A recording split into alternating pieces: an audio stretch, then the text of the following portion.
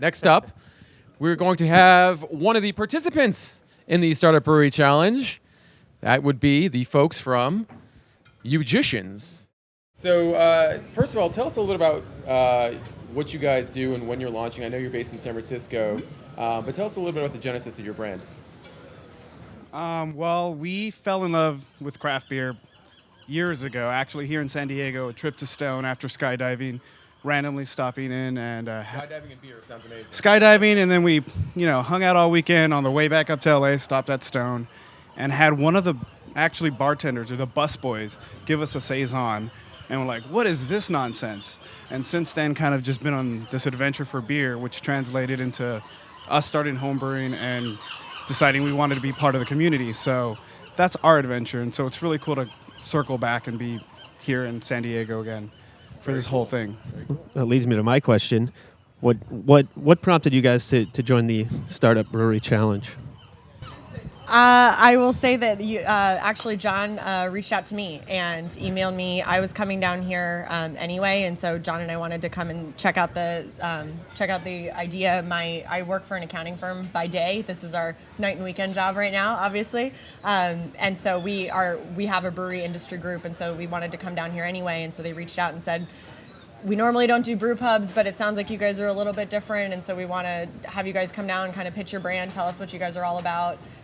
We're starting inside the Twitter headquarters building in San Francisco, so we kind of like to see ourselves as the first brewery and a tech company, and so obviously with thousands of employees and hungry for beer and hungry for entrepreneurialism and all of that, and so that's really the kind of emphasis behind the Mujicans brand, and so this is just really exciting for us to be able to come and talk to however many folks are watching live or however many folks are here. And it's about 1.2 million right now. Fabulous. Yeah, Wonderful. So, yes. Pretty wide reach. Yes, we have a very wide reach. So Mujicans, a really interesting name for a beer company, for any kind of company, I guess. What does it mean? What's the idea behind it?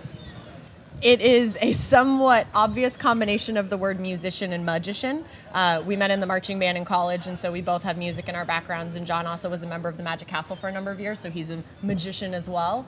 And we were seeking a term that really could encompass us and not be geographically focused because we weren't sure where we were going to be. And one day we were just going through a number of different names, and musician came out, and we were like, oh, no, that's weird. We're never going to call ourselves that. And then we kept coming back to it more and more. And rather than pigeonholing ourselves into music and magic, we wanted to create our own definition of what it is and really emphasize, like I said, who we are. Yep. So we've created a definition, and a musician is one who discovers their inner creator, performer, and doer. You've not only created a beer company, you've created a new word. Yes. Yeah. When do you submit it to Merriam-Webster? I think I think it's already on Urban Dictionary, so we'll work on that. Yeah, exactly. Fantastic. Now, how have you prepared for the competition today? Because I hear about a lot of different ways to kind of get yourself ready for this. But tell us about your process.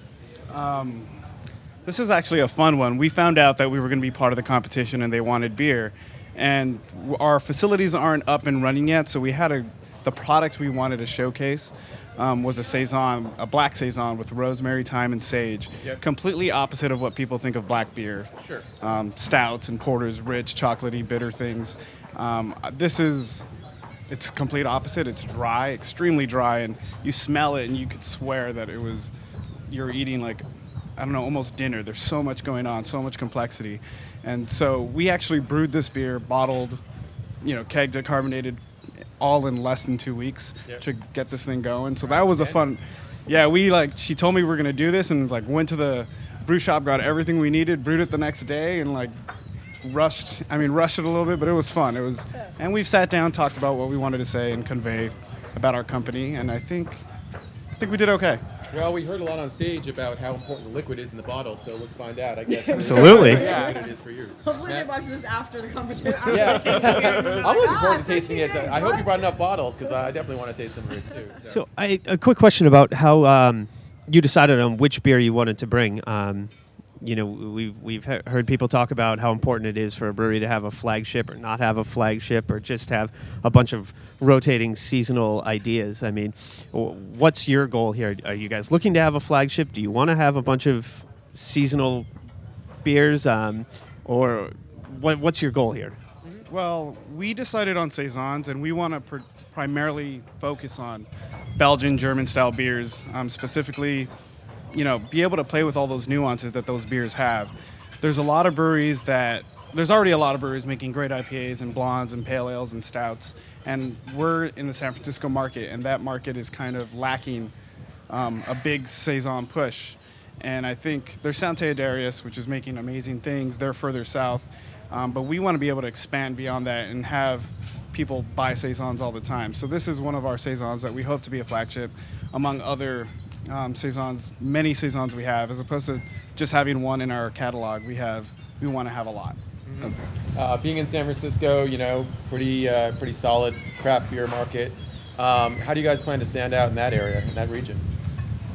I think a lot of it's going to be about the brand. And I mean, as John said, we're doing saisons, which in the specific San Francisco city and county of, which is only about 49 square miles, there are not any saison-focused breweries in that 49 square miles. So that's kind of the first niche. And then the second niche is we are open up inside a tech company, which is a little bit different. Most breweries are just sort of in specific areas, but we are downstairs of Twitter and across the street from Uber and Square and Dolby and a number of different kind of high-profile Pinterest, like tech companies. And so there's a little bit of the branding of the entrepreneurialism that we hope that will speak to those folks in the Mujicans brand.